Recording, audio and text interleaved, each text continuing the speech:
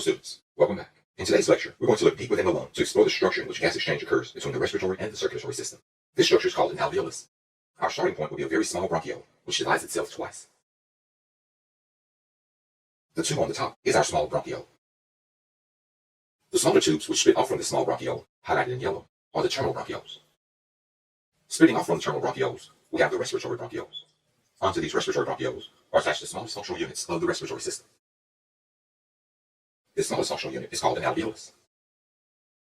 Connecting the alveolus is a very small tube called an alveolar duct. At times, a single alveolus may be found on the respiratory bronchiole. However, more often than not, the alveoli are found in grape-like clusters. As I draw the remaining alveoli, I will not draw the alveolar ducts, since they will be hidden. Each of these grape-like clusters of alveoli is called an alveolar sac. Penetrating each alveolus are extremely small and thin-walled vessels.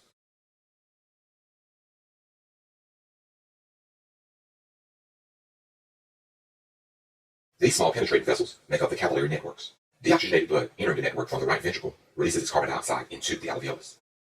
Oxygen from within the alveolus enters this blood, forming oxygenated blood, which is taken to the left atrium. The source of the deoxygenated blood which supplies the alveoli is the pulmonary arteriole from the right ventricle. Please note here that it is the pulmonary artery which carries deoxygenated blood.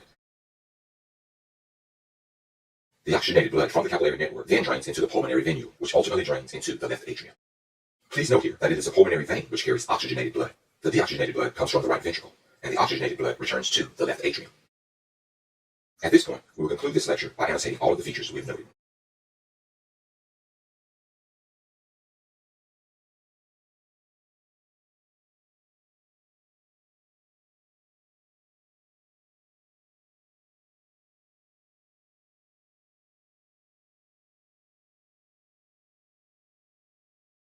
So this concludes our fourth lecture on the respiratory system, the alveolar sac. So for now, this concludes our discussion on the respiratory system. I hope that you've learned a lot.